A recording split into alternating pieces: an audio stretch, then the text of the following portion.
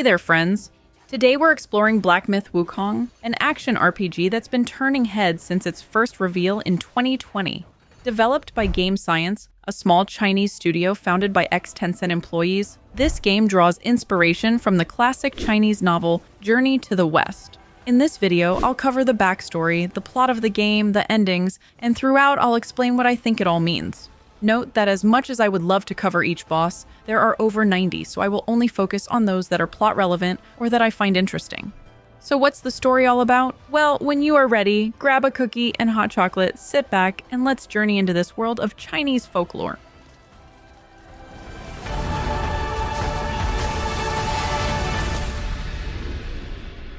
Let's start with the classic novel Journey to the West, which the game draws inspiration from, shall we? This tale, written in the 16th century during the Ming Dynasty, is one of China's 4 great classical novels and has been a cornerstone of Chinese culture for centuries. Journey to the West begins with the birth of Sun Wukong, the Monkey King, who is born from a stone. Wukong's rise to kingship begins shortly after his birth. His courage and cleverness impress the other monkeys, who eventually proclaim him their king. But dissatisfied with his mortality, Wukong leaves his kingdom to search for a way to transcend death. Wukong becomes a disciple of the Taoist immortal Subhuti. Here, he learns magical abilities, including his 72 transformations and cloud somersault technique. After completing his training, Wukong travels to the undersea palace of the Dragon King of the Eastern Sea. There, he acquires his iconic weapon, the size-changing staff Rui Jinggu Beng. This staff can change size according to Wukong's will, from as thin as a needle to as thick as a pillar, and can extend to any length. When not in use, Wukong can shrink it to the size of a needle and keep it behind his ear. The staff weighs 17,000 pounds, showcasing Wukong's immense strength. To beat mortality, Wukong hatches a plan. He invades the Dragon King's underwater palace, steals powerful weapons, and even erases his and his subjects' names from the Book of Life and Death, effectively granting them immortality. His actions catch the attention of the Jade Emperor in heaven, who attempts to subdue Wukong by offering him a minor position in the celestial court. But when Wukong realizes that he has been given the lowest position in heaven and is not a full-fledged god, he becomes very angry. He declares himself the great sage equal to heaven and wreaks havoc in the celestial realm. He consumes life-extending peaches, drinks the Jade Emperor's royal wine, and swallows pills of immortality. These actions make him even more powerful and virtually indestructible. The Jade Emperor, unable to control Wukong, appeals to the Buddha for help. It is the Buddha who finally manages to subdue the rebellious monkey through a clever challenge. He wagers that Wukong can't escape from his palm. Overconfident, the Monkey King accepts. When the Buddha extends his hand, Wukong leaps onto it. Using his cloud somersault technique, Wukong believes he's traveling vast distances. He flies for what seems like an eternity, passing mountains, rivers, and oceans. Eventually, he reaches what he perceives as 5 pillars at the edge of the world.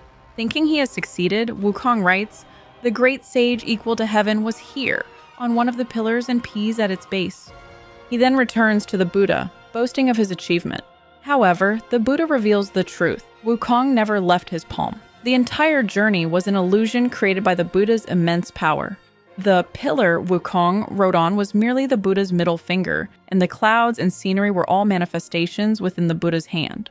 This demonstration shows that despite Wukong's incredible abilities, they are nothing compared to the Buddha's cosmic power.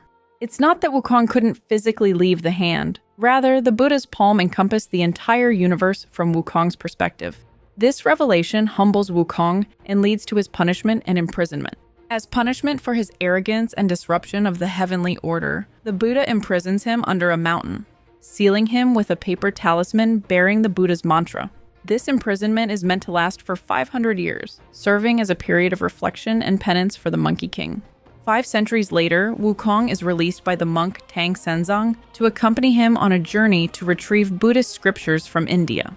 To keep Wukong in check during the journey, he is forced to wear a magical headband that causes him great pain when a specific chant is recited. This essentially acts like a straitjacket for our chaos-causing monkey. After facing numerous trials and battles with demons, the group finally reaches India and obtains the Buddhist scriptures they sought.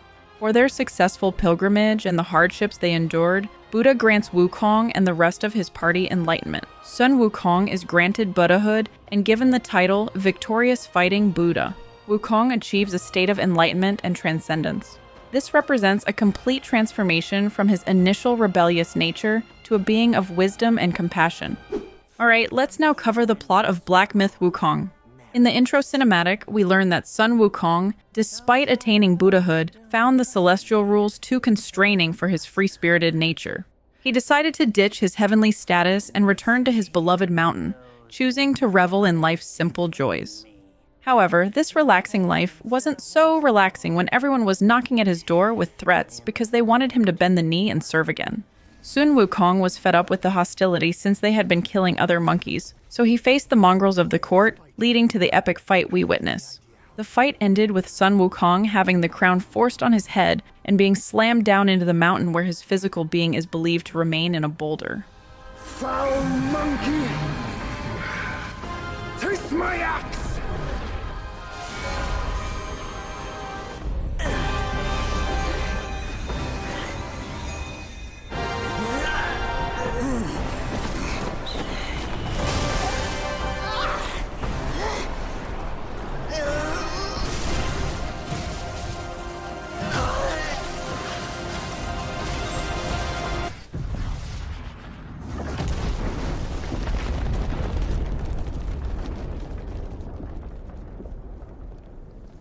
Centuries pass, and we are brought to the present time. Sun Wukong's spirit, apparently not one for staying in one piece, shatters into 6 relics. These are the 6 senses of the great sage. These fragments, each with a mind of its own, scatter across the land and become part of our hero's quest. We meet our protagonist, the Destined One, who must now venture through all the lands in search of these elusive relics. The first chapter, aptly titled Black Cloud Red Fire, sets the stage for this epic scavenger hunt. It is believed that bringing these relics back to the mountain may bring Sun Wukong back. The Destined One gets a crash course in magical stealth, learning to transform into a golden cicada to scout the mountain unnoticed. As they explore their surroundings, our hero encounters nameless souls drifting aimlessly. A mysterious guide introduces them to a humble gourd with not-so-humble powers. This magical container can save lost souls, banish their obsessions, and set them free. The Destined One's journey is shaping up to be more than just a simple treasure hunt. They're tasked with mending paths, guiding lost souls, and uncovering the true meaning behind Sun Wukong's final choice. As the adventure continues, our hero reaches the ancient Guanyin temple, which was burned down in a tragic incident. Elder Jinchi, a monk at the temple, coveted a special robe called the Kasaya of Everspark that was brought by visiting monks. A wolf spirit who was Jinchi's student devised a plan to steal the Kasaya to repay his master's teachings. However, another student expanded on this plan and set fire to kill the visiting monks. The fire then spread out of control and engulfed the entire Guanyin temple, destroying it. Elder Jinchi, overwhelmed by guilt that his greed had led to this disaster, took his own life. In the game, our hero faces against Elder Jinchi in an alternate dimension reached by ringing 3 bells. Must be you who took that Kasaya!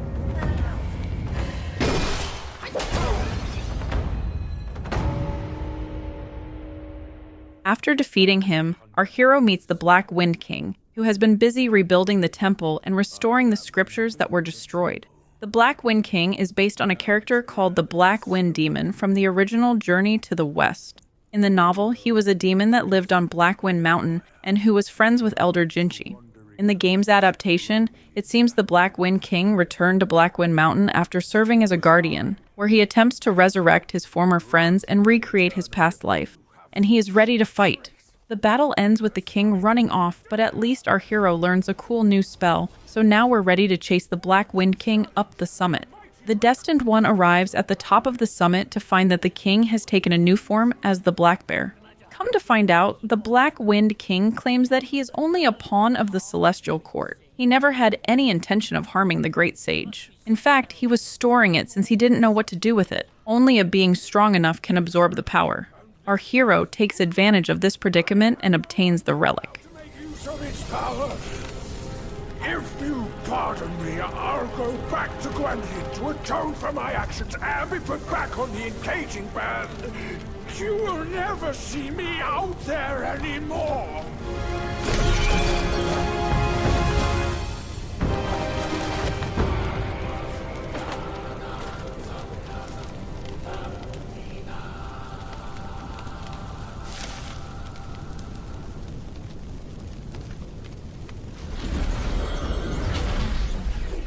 At the conclusion of the chapter, we see a cutscene depicting the burning of the Guanyin temple mentioned before. It concludes by showing the black bear, who was instructed by Guanyin Buddha to guide Elder Jinchi to his destiny. The bear expresses confusion about Jinchi's obsession with the Kasaya, noting that true Buddhist monks should be focused on sacrificing material desires and seeking inner peace. Guanyin explains that Jinchi's fixation on the Kasaya actually reveals his failure to achieve genuine enlightenment. He's using an outward symbol of enlightenment to mask his inner lack of spiritual progress. This scene serves to underscore the central themes of the chapter, the dangers of greed and the often ironic gap between outward appearances and true inner peace. Master, it still puzzles me. A monk's lust for gold should be quelled. Why does Elder Jinchi still cling to that one Kasaya? Bereft of that Kasaya, how shall they show the world their ties are cut and their lust is quelled? The story then transitions into Chapter 2, Yellow Sand Desolate Dusk. Our hero is woken up with 50 arrows sticking out of him by a headless bard singing us melodies. Fortunately, our bard friend brings our hero back to life.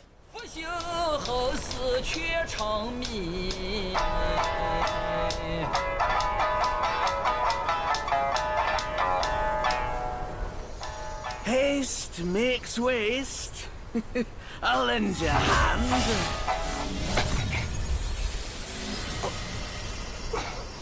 Our protagonist faces against the first prince of Flowing Sands, a once noble warrior turned monstrous entity. It is a massive rat-like creature. With his mind clouded by some dark influence, the first prince has forgotten his kin and purpose.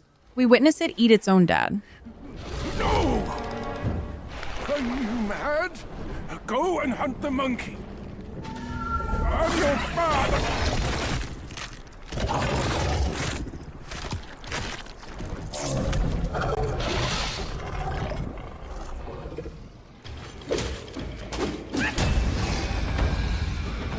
Next, our hero battles one of my favorite bosses, the Tiger Vanguard.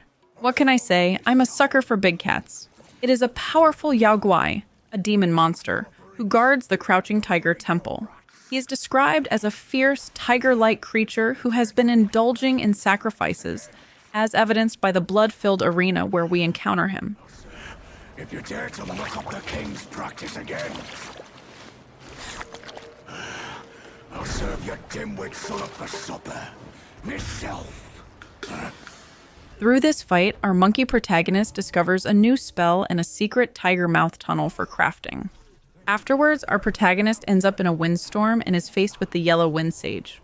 This sage has stolen Erlang's spell and snatched the Great Sage's relic. He has also stolen a master's head and manages to hold onto it during our entire battle. Once the Yellow Wind Sage is defeated, our bard friend stands by our protagonist's side. This time, though, he's not here to sing to us. Rather, he wants to get his head back. We learn that the bard is the Yellow Wind Sage's master. In reality, he is Lingji Bodhisattva, a powerful Buddhist deity.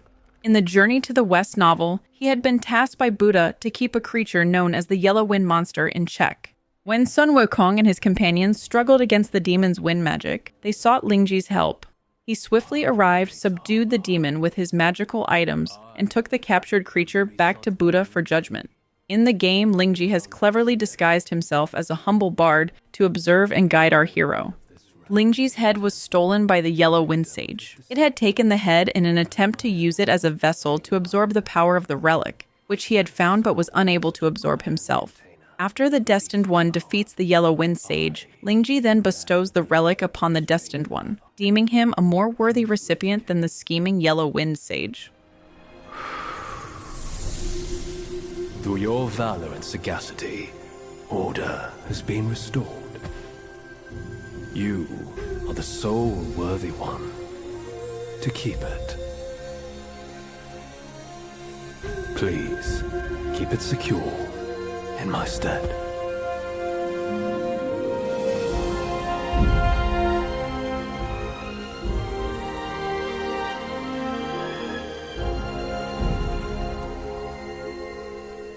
At the end of the chapter, we see a complex allegory drawing on traditional Chinese fox spirit folklore. The protagonist rescues an injured white fox from a trap, which transforms into a beautiful woman. He marries her and has children, seemingly rewarded for his kindness. However, this idyllic life is shattered when he returns home to find his family devoured by another fox woman.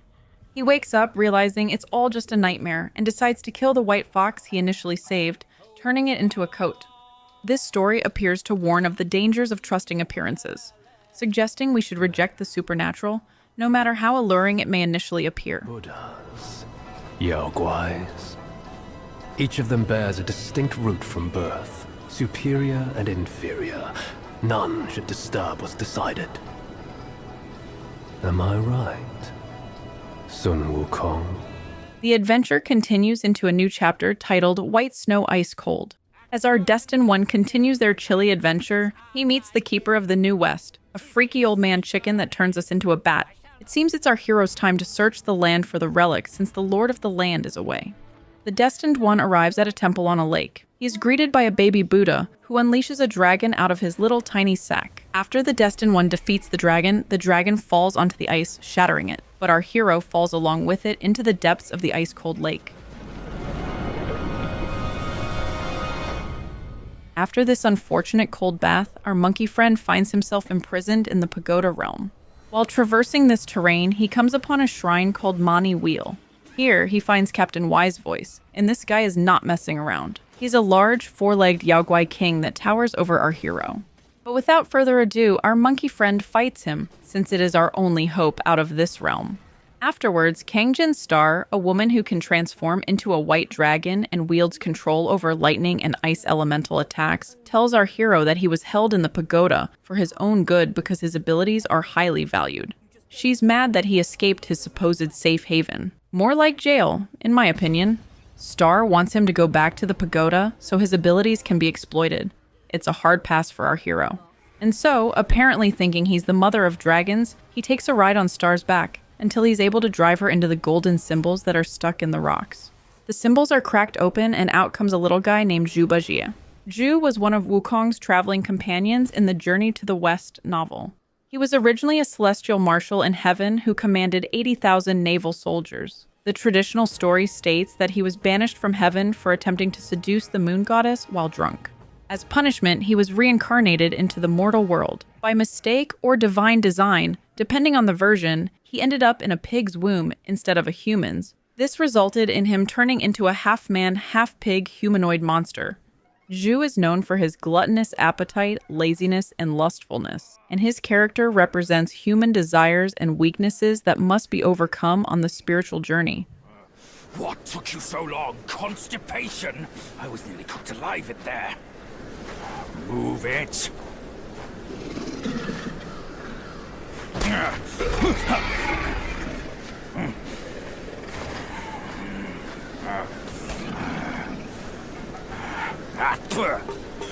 Blasted eyesore. Wasn't even worth my second glance back in the court. Afterwards, we ride away on a really cool-looking giant turtle island. We meet with the baby Buddha once again, who essentially tells our hero to worship at each temple if he wants to see Buddha and what he has to offer. Unfortunately, even after all that worshipping, our hero doesn't see the Buddha's path. He's been bamboozled. So he makes his way back to the temple on the lake. Inside, the baby Buddha tells our hero about Jinshanzi, a figure from ages past who questioned the hierarchy of the heavens and everyone else below. This was a problem since he was questioning the ways of worship, so he had to go into hiding. This misplaced worship leads to a provocative question. Why bet on the sutra when oneself can be a Buddha? This questions the traditional Buddhist approach of studying scriptures as the path to enlightenment. This interaction is important in the greater understanding of Sun Wukong and his ego as well, because he thinks it's easier to just claim himself as the Buddha instead of following the scriptures. Afterwards, the baby Buddha reveals himself as Yellowbrow, a powerful monk who wields a lightning mace and can transform himself. Apparently, Yellowbrow believes our hero is misguided, since he isn't all about the scriptures. That's why he wants to convert us. Unfortunately, our monkey friend doesn't quite defeat Yellowbrow, and he summons our hero into his sack where he keeps others like the dragon we fought earlier. This isn't any old sack, though. It has been woven together with Wukong's strength and remakes everyone that enters. But on the bright side, at least the little admiral is in here too. The only way out is, you guessed it, fighting.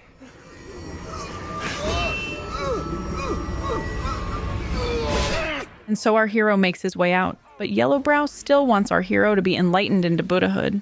The Destined One fights and defeats him.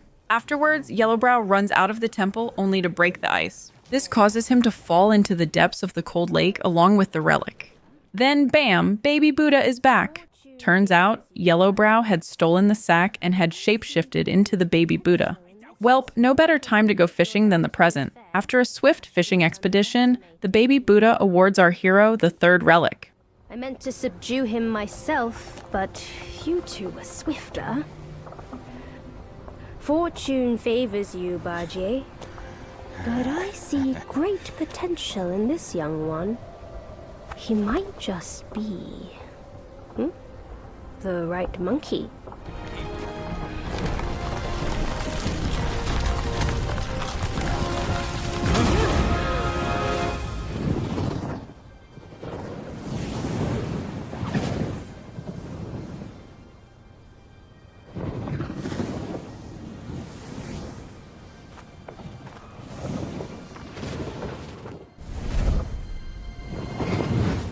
At the end of the chapter, we see a cutscene featuring a massive creature with the extraordinary ability to heal and generate riches from its unsightly body. After nearly drowning, it's rescued by villagers and begins to provide healing and wealth to its saviors. The creature is seemingly deified, receiving offerings of food and reverence from the villagers, but the situation takes a dark turn when the villagers, apparently dissatisfied with the arrangement, violently attack the creature. In the aftermath, the creature converses with Jin Chanzi, who reprimands it for prioritizing winning above all else. The creature retorts by questioning the point of considering means and ends if winning isn't the ultimate goal. This cutscene appears to highlight the corrupting influence of power and wealth, as well as the fickle nature of human devotion. Once again, I proved it to you, Jin Chanzi. You chose a means to an end, not to a proof. You sow chaos in hearts just for the sake of winning. How absurd and pathetic.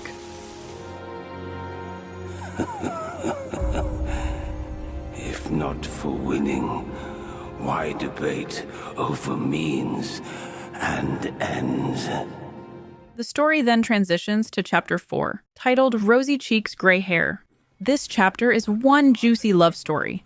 We are introduced to a hag with unusual marital habits. She marries a mate each season only to devour him afterwards. She was once gifted a mirror, but she took one look and threw it away. This incident soured the lady's mood, the one who gifted the mirror leading the lady to stop visiting the hag. Our hero and his trusty sidekick, both in disguise, arrive at a house where they meet a woman called the Second Sister. This is the hag's daughter. We learn that apparently our sidekick had a history with the hag. Our hero then fights the Second Sister in her jumbo spider form. After defeating her and some banter between her and Zhu, our hero runs straight into the spider lair. Bugs are bugs! Wearing human skin can't change your gross nature! Yeah, sure. We are so low compared to you, a glorious admiral of the court. Ain't the last monkey still fresh in his grave? And here you are, another monkey's sidekick. Cut your bullshit! Let's see where else you'd build your lair! The Destined One lands on a bed of webs and Mama Spider strikes. By some miracle, our hero survives and wakes up on a bed. Afterwards, he ventures through the lair and fights Buddha's right hand, which is actually the tail of a bug monster. One of the sisters helps tame the bug and grabs it with her spidey web. Our monkey hero makes his way to the Mother Hag's house and spies on the situation that is about to unfold. Zhu is being escorted by the sisters into their mother's home. The mother and Zhu have a long history, including Zhu having a part in the hag's sisters' deaths, and the hag being forced to survive off of her own sister's flesh. On the bright side, they had a little romance, and he helped spare her from death. But the hag was left with a wound partially from Zhu. Nonetheless, the hag is angry at him. Well, more like jealous. She wants to be Zhu's number one, but recognizes that he will always stand by the monkey. So, in her fit of jealousy, she demands for them to be together. They are preparing for their marriage, apparently. Zhu and the hag have one heck of a night together, and as the tall tale told us in the beginning, it's the end for Zhu. First comes marriage, then comes feasting. Our hero checks in on his bestie and realizes he's under a spell. He went from a funny little friend to a giant red-eyed menace. It's time to fight, and it's our protagonist's job to knock some sense into his buddy. So after some epic mud fighting, Zhu is back in his mini sweet form. Filthy monkey! Aren't you dead already? You're the one who ruined it all!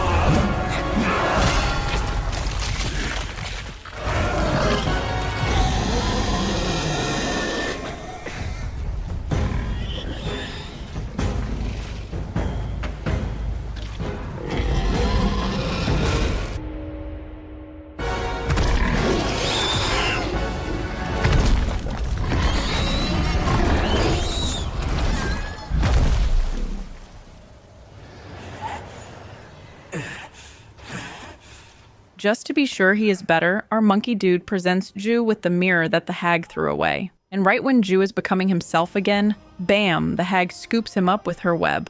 Our hero doesn't hesitate to follow Zhu and rescue him from being eaten. Our monkey fights the hag until she runs off, then he needs to track her down because she has the relic. Monkey's the bane of my life. Why do you always have to ruin my plans? In what way am I any less than monkeys? This monkey that you love. I'll chop his heart, slice his liver, and make you eat them!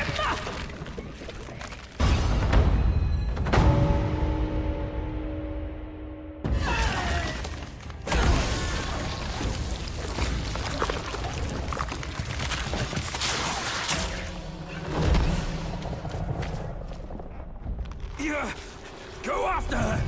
She has the relic! Go! I can take care of myself! The hag is confronted with a 100-eyed Taoist master who takes and absorbs the relic from her and becomes a mega humanoid centipede. The master and hag also have a history, just a different kind. The hag is now one with the master. He doesn't stop there, though. He wants all of our hero's relics, so we fight. The master claims he is doing this to avenge the hag, but in truth, he's just greedy for relics. The sisters are even upset with the way the master treats their mother, so they join our monkey in the fight. This battle is insane and even includes sword-swallowing stunts. You girls are far too young to comprehend my design. This, along with those relics inside him, shall free me of Kunlun's reign. Rest assured, darling, I'll avenge you. Now let go of your misery and rest in peace.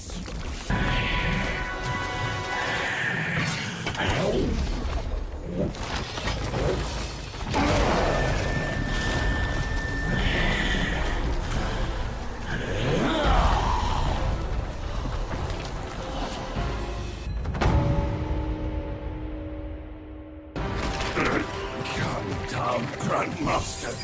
I need you.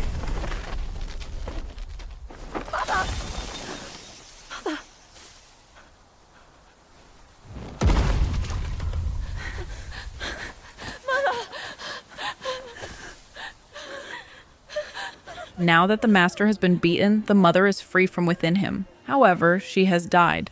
I know we are supposed to be happy she's gone, but in a weird way I feel bad for her. The love-hate relationship she had with Zhu led to her having a little girl with him, so now they stand no chance at being a family.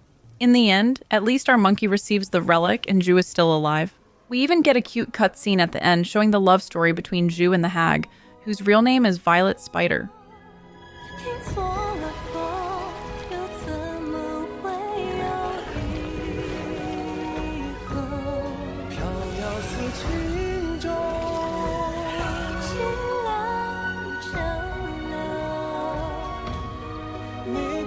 Show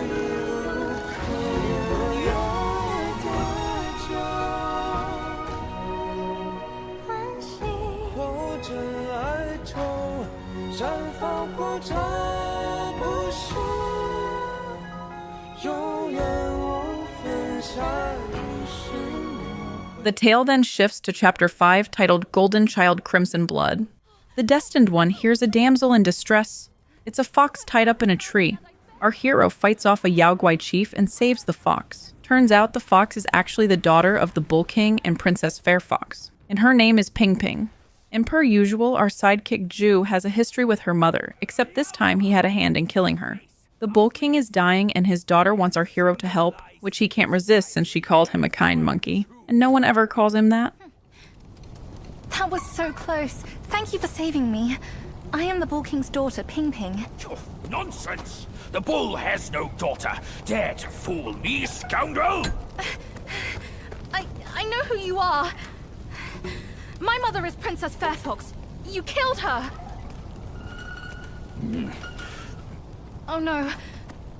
My father is dying. Please, kind monkey, help me and my family. To add to the family drama, Ping Ping's brother turned on them and has been keeping the family on lockdown, controlling their every move.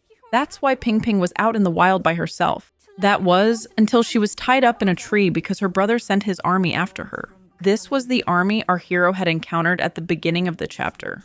Apparently, the way to save Ping Ping's father is by using her stepmother's plantain fan. So our hero follows Ping Ping to the palace where the stepmother is.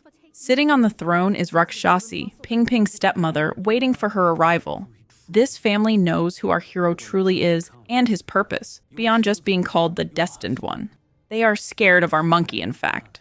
Next, the Keeper of the Flaming Mountain shows up to this family affair. We learn that the Keeper and Rakshasi were once lovers. He's at the palace to profess his desire for Rakshasi to run off with him because he is scared what will happen once our hero obtains all the relics. The Keeper cares deeply for the stepmother and wants to protect her from what's to come. Right as the Keeper goes in for a kiss, Rakshasi steps away and reveals herself as our buddy Zhu. What a trickster! Rakshasi, have we not been this close since our time in Tushita Palace? Well, yes, I do miss the old days too. We were so happy back then. What in the blazes? No tricks here. It's just my hoof. You deserve to know before we kiss. You will live to repent this! Filthy lowlife! You dare take her form and beguile me! My old friend, wasn't it fun? Now, since the Keeper has revealed his concerns regarding the relics and his knowledge of the Destined One, it's time to fight.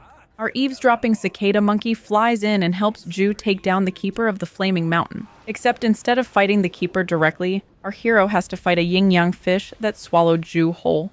Once the mega fish is defeated, our hero is sent on his way to explore the palace grounds. At last, Ping Ping finds the fan needed to stop her brother. She believes her stepmother ran off because she couldn't choose between her husband and son. This game creates major trust issues because no one is who they appear. Ping Ping, turns out, is not Ping Ping after all. She is actually Red Boy in disguise, the son of the Bull King, who has been setting the mountains ablaze. Worry not, old born fool. I'll see you shortly.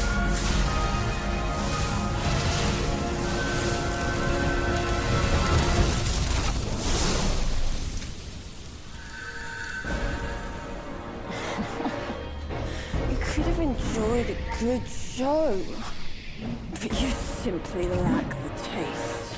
I should have just killed you all! Our hero fights the sun, but he is only temporarily defeated, not vanquished. But without further ado, the Bull King throws up the relic. He's been keeping it in his stomach. But right as our hero reaches for the relic, Red Boy swipes it. He used a fake death talisman and is back for more. Without hesitation, Red Boy absorbs it and becomes even more hideous. After defeating him again, the stepmother Rakshasi shows up to the party. She promises to stay secluded with her family and keep them all under control, even her crazy devil son. However, before our hero decides what to do with the family, the son stabs himself, ending his own reign of terror. This sends the already dying father over the edge. The parents are devastated despite their son's torment. You shall never witness it.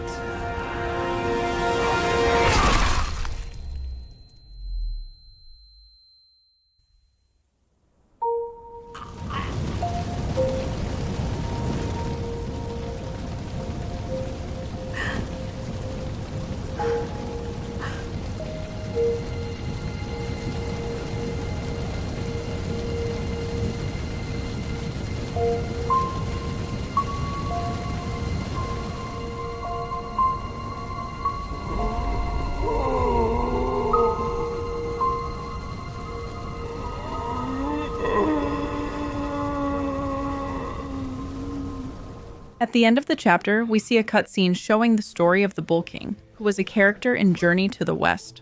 In the original tale, he was initially one of Sun Wukong's sworn brothers and allies, but later became an antagonist. The Bull King was married to Princess Iron Fan and was the father of Red Boy. He ruled over a fiery mountain region that Wukong and his companions had to pass through on their journey. This led to conflict between the former allies, as Wukong tried to obtain Princess Iron Fan's magic fan to extinguish the fires. The Bull King fought against Wukong to protect his territory and family, resulting in an epic battle between the two powerful demons. In the game's cutscene, we also learn that Zhu kills Ping Ping's mother, and it seems like Wukong seemingly died in the Bull King's arms, though this appears to be a departure from the original tale. In the end, it seems the Bull King and Wukong weren't so different after all. They both wanted to obtain Buddhahood and freedom, but obtaining both is unrealistic, which led to their downfall. The way I saw it, with enough merit and a position before the Buddha, they would leave me be, and all of you as well. Now I see, for someone like me, staying alive is enough to be a transgression. Brother, take care of your wife and children, and remember, steer clear of my remains. We are now onto the 6th and final chapter, titled Unfinished. In this chapter, with the 5 relics in hand, our protagonist wants to find Wukong and discover who he truly is. Our hero is first confronted by the Supreme Inspector, a humanoid flying creature with a hand for a head. After defeating him, our hero plummets down from the sky and is saved by Wukong's somersault cloud. It seems our monkey is the new master of the cloud. This is a manifestation of his mastery over the life force that permeates the universe in Chinese philosophy. Gift it is! It's Wukong's somersault cloud! I was wringing my brain how to fetch you, but this savvy one's already on it! It must have been hidden here amongst the mist until it sensed the relics on you. Thanks to them, it recalled its master and saved your skin. Sun Wukong seemingly lives on in these mountains. Not only was his cloud here, but he also has his armor scattered. As our hero defeats enemies, like the gold armor Rhino, he is rewarded with pieces of Wukong's epic armor until he completes the set. But there is one thing still missing. He still needs the staff. So Zhu and our monkey venture into the Water Curtain Cave. This cave is near and dear to Zhu, since he used to frequent it with Wukong back in the day. The cave remains the same as when Zhu was last there, except that in front of him now stands Wukong's staff, tall and mighty. Since our hero is the Destined One, he is able to wield the staff, finally making him a true warrior like Sun Wukong.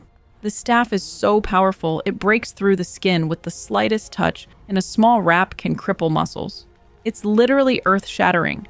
By accepting the staff, our hero is accepting his fate.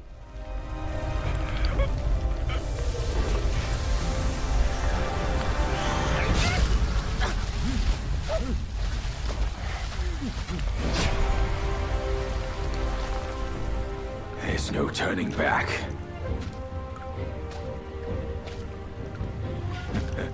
Now, you look exactly like Wukong. You're all set, kid. You look like a fierce warrior. Our hero follows Zhu through the mountains until they reach the top. And this brings us to the end of the game. There are multiple endings based on the player's actions, so we will cover what we know so far about each. We're still in the early release days, so there may be more to be discovered. Anyway, let's start with the first default ending. Zhu and our hero approach the boulder at the top of the mountain that is believed to host Wukong inside. This specific boulder is more than a rock, though. It's apparently an obsession realm, a space that transforms unfinished aspirations into real and illusory realms. One can interact with the past and future within these realms. The boulder does not, therefore, actually have Wukong inside it like the elders believe, but it still holds his memories. Our hero is teleported into the boulder to discover what Wukong has been up to. Our hero is led through Wukong's memory by the elder monkey from the beginning cutscene. He sees Wukong throughout the years. When Wukong was younger, he showed interest in the finer things in life, which drove him to always want more. His ambition led him to seek a position in the celestial court, even though he already had a kingdom and title in the earthly realm below. Once he was given a position in the court, however, his joy quickly turned to rage when he wasn't invited to a feast, nearly destroying the entire celestial palace. Wukong has always been very arrogant and is never satisfied. He defied the doctrines that he was supposed to follow. As you could imagine, this didn't go over well in the heavens. Wukong did have a soft spot, though. He was in love with a lady, until he was forced away. With his broken heart, he in turn broke the lady into pieces 3 times, hoping this would mend his heart. When this didn't work, he was eager to escape the Buddhahood to get away from his troubles and become free once again. Now back to the game. Now that our hero has a better understanding of Wukong, he is ready to embrace his fate. He has been on a mission this whole game to collect 6 relics, but he only has 5. The relics represent Wukong's eyes, ears, nose, tongue, body, and mind. Our monkey has all but the mind relic, or so he thinks. The elder monkey shares with our hero that he is the last relic. He is the mind.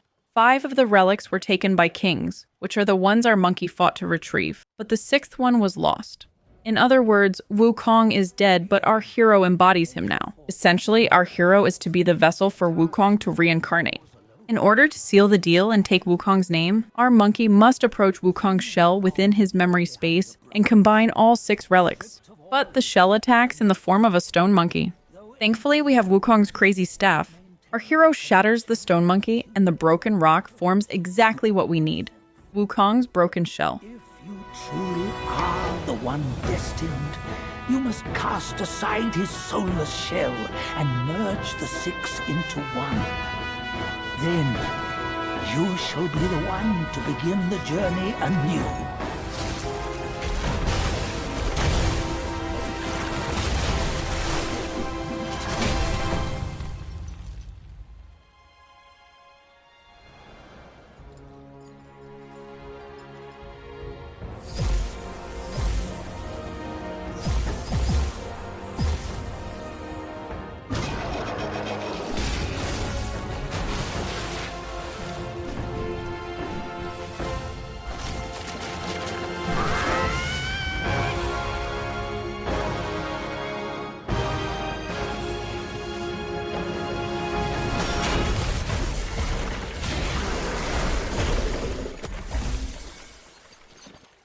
In this ending, our hero absorbs the relics and has Wukong's magical headband placed on his head.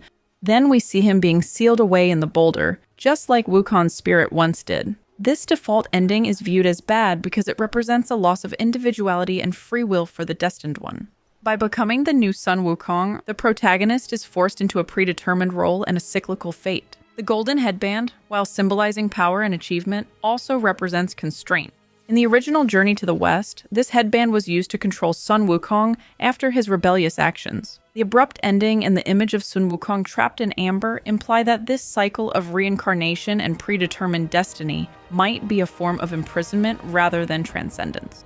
Moreover, this ending is obtained by those that didn't complete enough quests and bosses during their playthrough, and thus can be interpreted as a metaphor critiquing the practice of speedrunning games solely for the sake of completion. It suggests that completing the game without fully engaging with its story and world is like the Destined One becoming trapped in an endless cycle, much like Sun Wukong sealed in stone. This interpretation argues that the true value of the game, like its source material, lies in the journey itself. By focusing too much on quick completion, players risk missing the deeper meaning and intentions of the game. I know, it's deep stuff. Now let's cover the second secret ending. If the player continues the game beyond the first ending and completes more quests, then you can unlock Mount Mei. At the peak, you'll find a familiar enemy from the prologue, Erlang Shen and the 4 Heavenly Kings. The 4 Heavenly Kings are Buddhist deities that are said to watch over each of the 4 cardinal directions and regions. It's time for an epic battle with many phases. Once our hero defeats all the bosses, Erlang Shen is left lying on the ground. He accepts his defeat and acknowledges the strength of our Monkey King. Erlang Shen grants our hero his own weapon. From here, our protagonist's journey is said to be just beginning.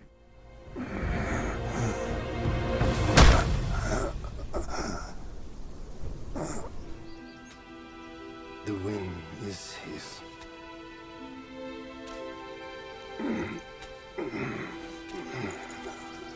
My brothers tested you at my behest.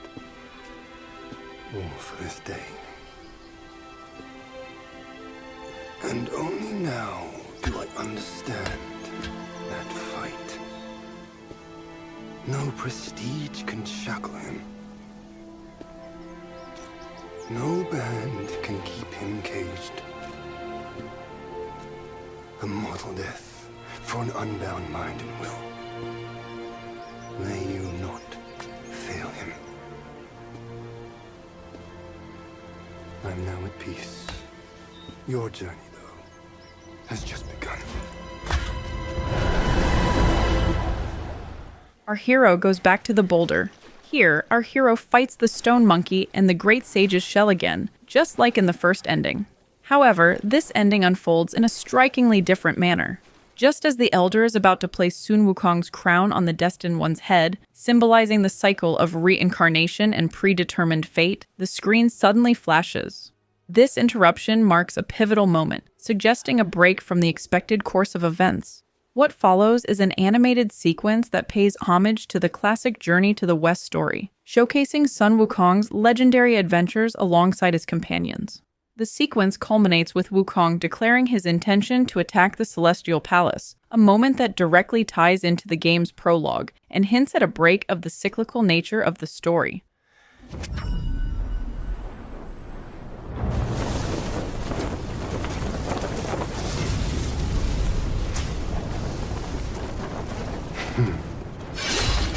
What does it matter if you become a Buddha? That headband has always been on your head. Keep those eyes wide open.